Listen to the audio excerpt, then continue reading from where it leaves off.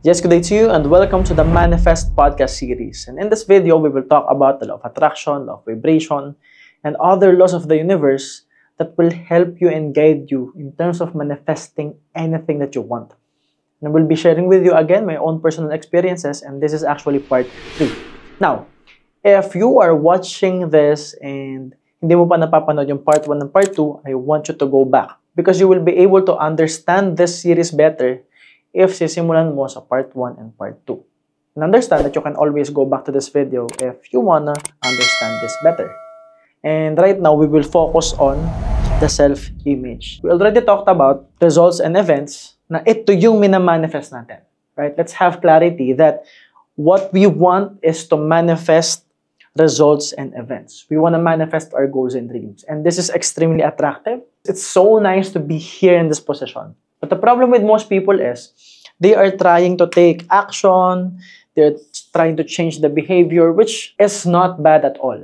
Kasi yun naman talaga yung kailangan natin, magbago yung behavior natin. But the problem is, we are trying to force it and understand that the results and events is actually flat. It is a flat surface. Meaning, pagdating mo sa tuktok, pagdating mo sa success, pagdating mo sa goals mo, walang learnings doon. Ang learnings nasa growth, nasa pag-akyat mo towards your goals and dreams. And the idea is, this is where change happens. Diyan nagbabago yung self-image. Hindi dito. Ang problema sa atin, akala natin magbabago tayo pag nakarating tayo dito. So when people try to force it, nakachamba sila, they might get the results. Pero hindi siya tumatagal. Our goal in terms of manifesting is actually attracting more and more of it. So when we learn how to manifest, it will be easier for us to manifest the next goal, the next dream, the next experience, the next event, the next result. Kasi nga, alam mo na kung paano. Hindi siya pilit. Kasi pag pinilit mo maging milyonaryo, pwede siyang mawala sa'yo, lalo na kung hindi ka nag-grow as a person. That is why we will now focus on embracing a new self-image. Because again, this is what we want. Ito lang yung nakikita ng marami. When we see a hyper-successful entrepreneur, we only see the results. We only see the cars, the house, the abundant life, the travels, the things that they buy, the expensive watches, the luxuries. Pero hindi natin alam kung ano yung pinagdaanan nila, kung gaano sila kasipag. That is why we're talking about it right now. And yung actions and behaviors will be automatic. As we mentioned in part 1 and part 2, everything will be automatic if you embrace a certain self-image. And para magbago yung self-image mo, kailangan mo na structure, and we talked about the thought pattern. How about the emotional pattern? How about the behavioral pattern? How about the other patterns that we must do as part of our structure for us to change our self-image? Yan yung pag-uusapan natin. Yan yung focus natin ngayon. And before we begin about the self-image, let's be real. There will always be challenges, no? Yan, sobrang dami ko na nasulat. Let's go back to this illustration, no? Our thought pattern, when we talk about earning 1 million, is kailangan ng work, kailangan ng maraming trabaho, kailangan ng effort, kailangan ng time. And for most people, this sounds impossible. This looks impossible. And our goal now is to spend time, effort, to work hard, to change the self-image. So this will be automatic. And if you want more income per month, hindi mo na hinahabol yung pera. Yes, this is attractive, pero ang hinahabol mo na dito is magbago ka. So this is all about change. Because it's not about the game of abundance. This is not the game of earning money. This is a game of change. Let me say that again. This is not a game of achieving more goals, achieving more dreams. This is not a game of earning more money. This is a game of change. So what we will practice is to change how we show up, to change our actions, to change our behaviors, to change the structures in order to change who we are. In order to change the self-image, the sponsoring self-image that will automatically create actions and behaviors. To help you understand it better, again, there will always be resistance. And most of the time, meron tayong resistance dun sa result. May resistance tayo dun sa goals. And the resistance is always around the thought pattern, the mind, na ang hirap, na kinukompute ng utak mo, again, yung hirap na pagdadaanan mo, yung time na kailangan mong gugulin, at yung dami ng actions na kailangan mong gawin in order to earn millions. But in reality, ang pinakamalalim na resistance will be the who. Kaya kami resistance kasi hindi ka sanay, hindi pa siya part ng patterns mo. It is unknown to you. Now, to make you understand this better, let's illustrate again, no? What we're trying to do here, di ba meron tayong goals dito? Goals. Nandyan yung dreams natin. Okay? Basically, nandyan yung mga bagay-bagay na gusto natin. No? Nandyan yung pera, yung bahay, travel, yung mga kotse, andito yung career. No? This is actually winning in life. No? And then, andito pa tayo. This is our starting point. Now, this means a lot of things. No? Nilagay kita sa dulo, it's because pinapaintindi ko rin sa'yo that your past doesn't matter anymore. Whoever you are, wherever you are, whatever you do right now, today will always be your starting point. Yes, you carry all the experiences from the past, especially if you are learning from it. But you cannot make it a psychological anchor. You cannot make it the sponsoring anchor. You cannot live in the past because we are trying to live here. Because again, our goal is to manifest. You will only manifest this if you will make this your new emotional home. If you will make this your home. If you are comfortable with this. The problem is we are more comfortable in the past. Balikan natin yung part 2 and part 1. We're more comfortable in hating and being angry and being resentful. That is why we cannot manifest. So, kailangan maging komportable ka dito. So, we are removing the past here, and today will be your starting point. Now, what most people will do is they will take action towards this. Nothing wrong with that. Because it's very important that you are taking action towards something, towards a goal. And having a goal is actually good for you. Good for other people, good for the people around you. Kasi it means growth. But understand this. Most of the time, kahit anong sipag mo, kahit anong actions mo, hanggat hindi nagbabago yung self-image mo, you will always be moving towards this direction. No wonder why there are people who are taking massive action every single day, but nothing changes. Walang nagbabago sa buhay nila. Walang nagbabago sa decisions nila. Walang nagbabago sa choices nila. Nagpalit ng trabaho, same lang ng sweldo. Toxic pa rin. Nagpalit ng career, same pa rin ng community, same pa rin ang ginagawa, inuman pa rin, ubos pera pa rin. Pwedeng na-promote, nadagdagan ng konti yung sweldo, pero kung hindi ka nag-grow as a person, yung pera mo ubos din. So, akala mo nag-improve yung buhay mo kasi iba na yung ginagawa mo. Akala mo nag-improve yung buhay mo kasi nadagdagan yung sweldo mo. Pero kung hindi ka mag-i-improve internally, kung walang improvement sa self-image mo, hindi mag-i-improve yung buhay mo. Again, as within, so without. For things to change outside of yourself, you have to change inside. Sabi nga ni Jim Rohn, di ba? For things to change, you have to change. Para magbago yung buhay mo, kailangan ikaw yung magbago. And the idea is, the moment that you decide to go here, mind you, this is the familiar territory. This is being complacent. Right? This is the comfort zone. Nagkakataon lang na hindi ito komportable kasi paulit-ulit na. Pero bakit mo pinipili siya? So, ibig sabihin, yung utak mo, yung puso mo, yung katawan mo, since familiar siya dyan, komportable siya dyan. And yan yung lagi mong pipiliin. And akala mo, you are moving forward. No. Sometimes, you are just moving sideways. But you are not moving forward. Alright?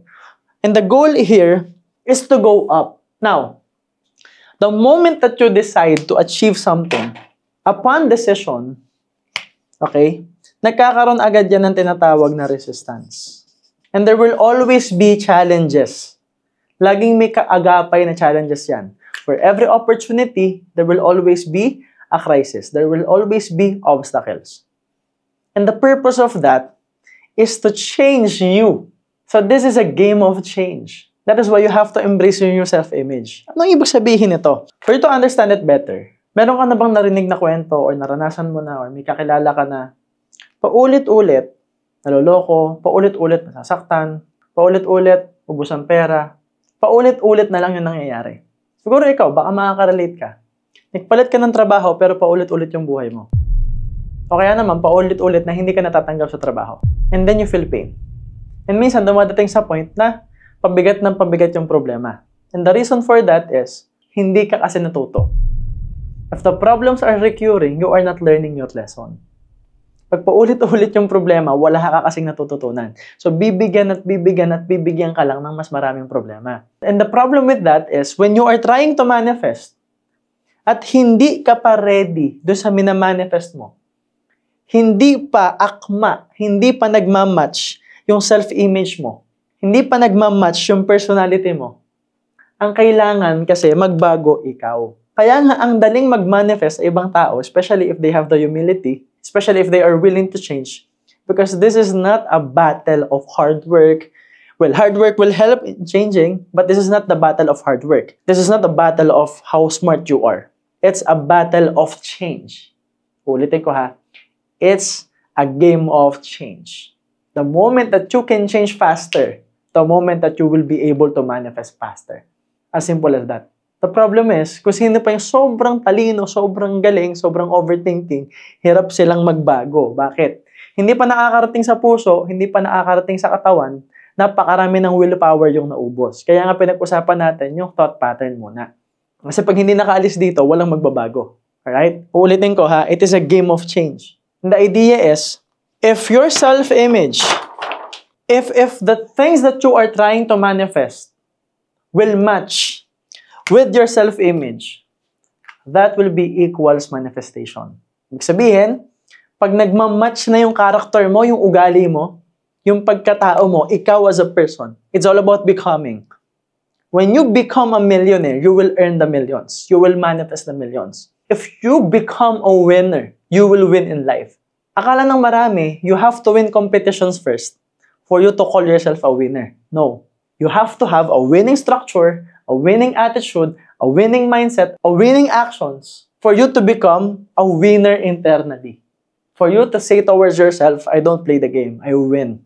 And when you are a winner, like internally, it's the becoming, na alam mo sa sarili mong panalo ka, you will create winning events. Because that's who you are. Yun yung problema. Kaya nga meron mga taong unconscious yung competence nila pagdating dito. Kasi, pag tanong mo sila, bakit ang ganda ng buhay mo? Bakit parang ang dali sa'yo mag-attract ng magagandang bagay? Bakit ang bilis mong mag-manifest? Sasabihin na, hindi ko nga alam basta inisip ko lang. Tapos, nararamdaman ko lang, ganun. Laging sinasabi ng nanay ko, kailangan magkasundo yung utak at puso. Kailangan tanggapin mo lang. Kailangan i-accept mo lang. Kailangan maniwala ka lang. So, the idea is, madali kasi sa kanilang baguhin yung sarili nila. Because again, it won't take a lot of time. It won't take a lot of effort. It won't take a lot to actually change. Sa totoo lang, kung kaya mong tanggapin. Yun nga yung problema, hindi mo kayang tanggapin. Kaya nilalagyan natin ng structure para matanggap mo. But the idea is, if you can accept the new identity, if you can embrace the new identity as fast as you can, ganun kabilis mangyayari yung manifestation. So, ibig sabihin, in this process of manifesting and trying to achieve your goals and dreams, nandyan yung tinatawag na growth. Nandyan yung pag-manifest. Andyan yun. Bakit nandito yung manifestation? Nasa prosesong to. The idea is, may resistance, may challenges, may struggles, so that when you do something, okay, when you do something, tapos paulit-ulit lang yung ginagawa mo, naka-attach kasi yan sa lumang identity mo, sa lumang self-image mo. But if you can change, meaning, the purpose of you having resistance, the purpose of the pain, is for you to have and make a better choice. You have to make a different choice. For example, you will see a lot of people na merong bills, na merong problema. And then again, thought pattern, nakafocus sila sa problema. Diba? Kaya yung problema. Pero may solusyon sila. May trabaho sila, may source of income sila, may business sila. Pero ito yung problema. So what will happen is, for example, January, first week, second week, naka-focus na sila sa bills nila sa katapusan. Instead of showing up differently, instead of changing the self-image, instead of being more confident, instead of manifesting, ang focus nila yung problema. So for the whole month, their life will be miserable. They will have what? A really negative experience. Ayan, balikan natin. They will have a really negative experience. And again, maraming snapshots, maraming frame yung mapopost ng utak. Because again, the brain will pause the frame and then your brain will take a snapshot to create an image. O, ayan. Pag paulit-ulit yan, yun yung magiging self-image mo. Kaya nga siya image, self-image. So again, balikan natin. Ayan yung problema. Miserable yung buhay. Miserable yung pag-show up everyday. Yun yung naging self-image. Pagdating ng February, nakabayad naman eh. Na-solve naman eh. Nakabayad naman eh. Except, most of the time, you will not acknowledge the win because hindi part ng identity mo yung pagiging winner. Ang identity mo, problemado, negative. Kasi yun yung paulit-ulit na ini-embrace. So what will happen, dala-dala pa rin yung problems kasi redundant yung problems, di ba? So pagdating ng first week ng February, ang pinaproblema na yung kasunod na bill. And then, life will happen. 1 year, 2 years, 3 years. Tapos sasabihin mo, walang nagbabago sa buhay mo, tapos lumalala yung sitwasyon mo. Most of the time, hindi lumalala yung sitwasyon mo. Most of the time, lumalala lang yung emosyon mo. Lumalala yung meaning na binibigay mo doon. Kasi paulit-ulit na. Kasi baka ikaw sawang-sawa ka na. So kung sawang-sawa ka na, bakit hindi mo baguhin? And what will happen is, when you try to manifest, for example, nag-meditate ka ng isang beses, tapos sobrang immerse na immerse ka sa meditation mo. To the point na talagang naramdaman mo sa puso mo, gustong-gusto mong ma-achieve yun. And then pag mulat ng mata mo, babalik ka muna syempre sa dating ikaw, sa dating identity, sa dating sitwasyon mo. And it will create a lot of separation. Nagagets niyo ako? Kaya nga minsan, akala mo kasi pag nagme-meditate ka, laging masarap yung feeling. It doesn't work that way. Hindi laging masaya, hindi laging masarap. Kaya nga, meditation is a practice. Okay? Hindi siya laging masaya. Pero kailangan mo siyang gawin. Kasi minsan, after mo mag-meditate, minsan di okay yung pakiramdam, di ba? Kasi nga, ito yung naramdaman mo habang nakapikit ka, pag dilat ng mata mo, ang layo ng separation. And there will be more separation between you and your goals. Kasi bumabalik ka sa familiar comfort zone. Kaya nga, ang laban natin, it is not changing the situation agad. Kasi imagine, you are trying to manifest 4 million per month, 8 million per month, you are trying to manifest a huge house, tas nangungupahan ka sa bahay. Of course, there's a lot of separation. Kaya nga ang binabago natin is something that we can control right now, which is our self-image. And for us to change our self-image, we just have to make a better choice.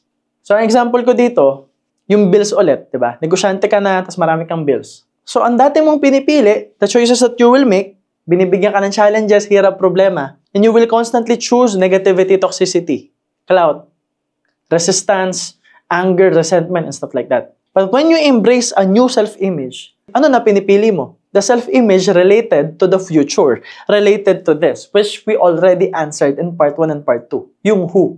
So, the better choice must be anchored towards the new self-image. So, who do you want to become? And who do you have to become in order to manifest your goals and dreams? That's the answer. So, it's like, ito yung problema. Pero ang thought pattern, pag nandito na ako, ano yung nararamdaman ko? Paano ako mag-isip? Paano ako gumalaw? Paano ako maglakad? Paano ako mag-react? Okay. So, kahit pala may challenges, since I'm trying to manifest this, I'm trying to manifest my goals and dreams. Kahit may problema, I will make a better choice by choosing gratitude. Because in reality, kahit may problema, 3 taon ko na kaya itong binabayaran. Nabayaran ko naman. Nag-grow pala ako kahit papaano. May negosyo na nga ako ngayon, dati wala. May kotse na nga ako ngayon, dati wala. May aircon na nga ako ngayon, dati wala. Kaya nga malaki kuryente ko eh. So it's choosing to be grateful. It's choosing to acknowledge the wins.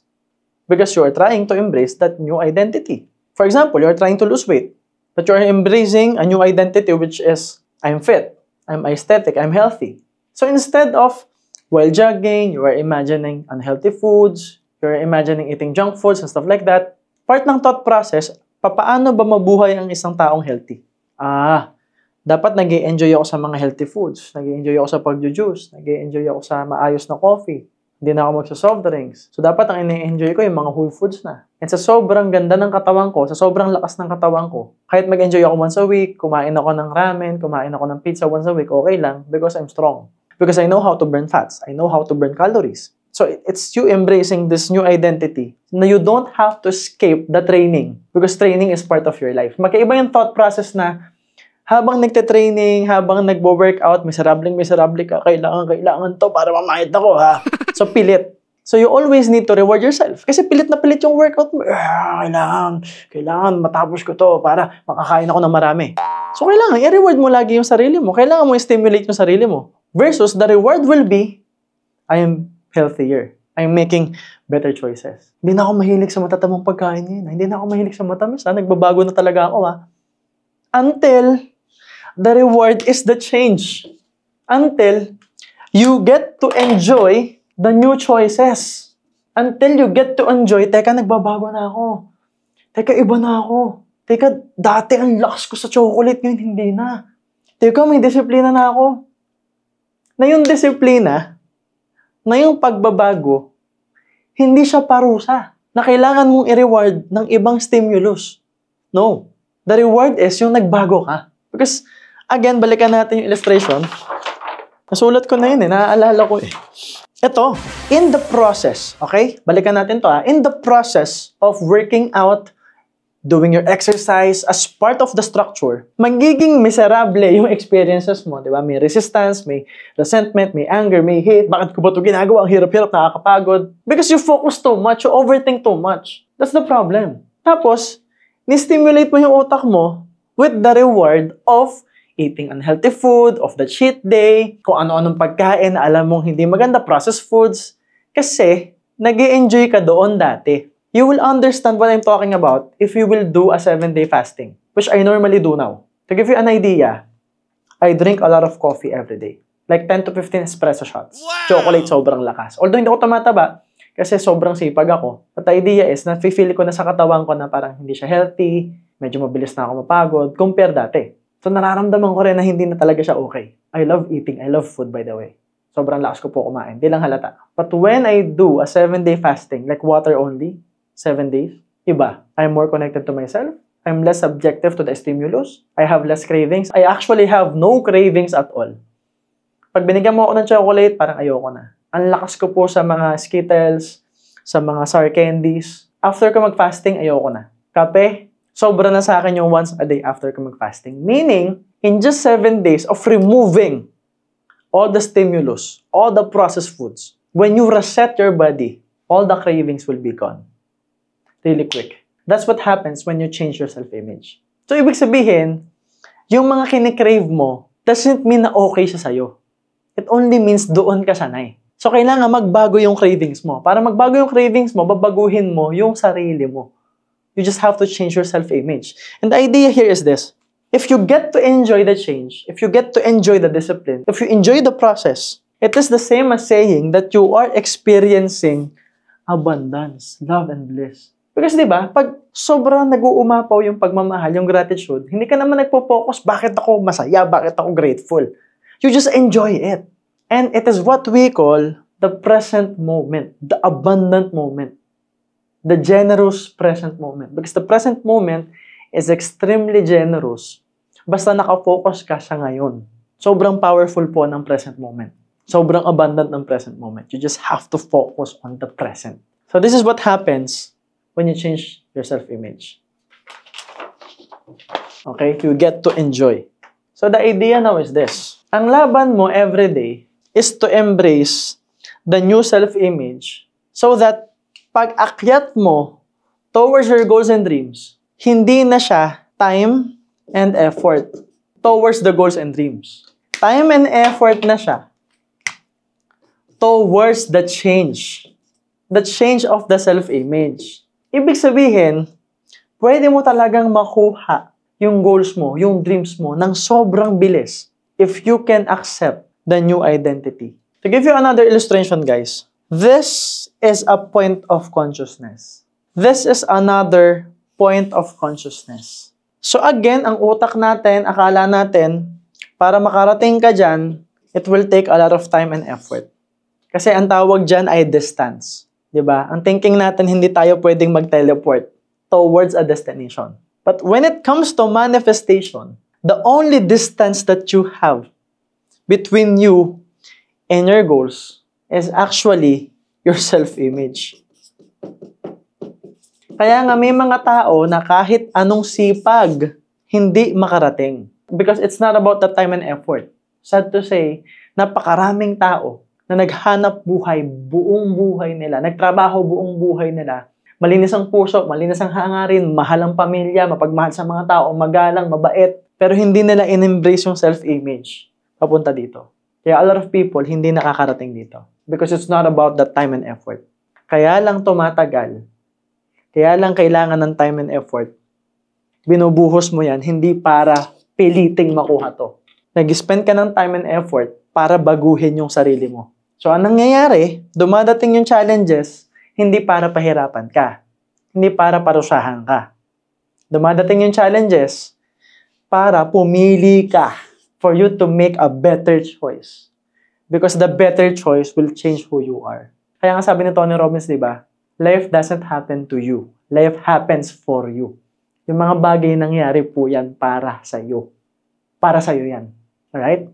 Nangyari yan for you. It is for you. So the moment that you try to achieve your goals and dreams, if you are not ready, guess what? You will face challenges. It's inevitable.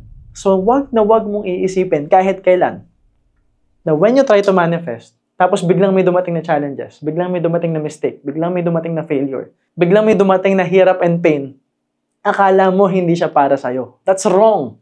Pag dumating yung pain, it means para sa'yo yun.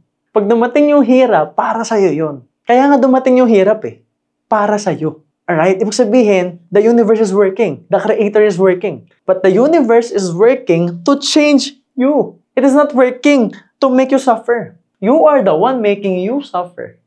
Kasi ayaw mo magbago.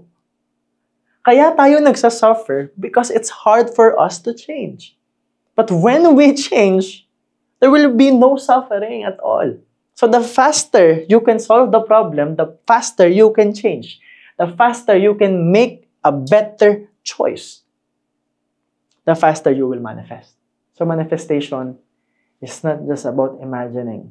So when you imagine, when you open your eyes and there will be challenges, be open to the possibilities of facing it. And it's not about forcing it. It's about making a better choice. And for you, a better choice can be watching this over and over, can be taking notes over and over, can be studying this over and over. And the best choice will be enrolling in all my courses. Because if you are getting a lot of value from this series, you will be getting 100 times more value in the courses. And when you go back here, baka ang kinikwento mo na dito, resulta.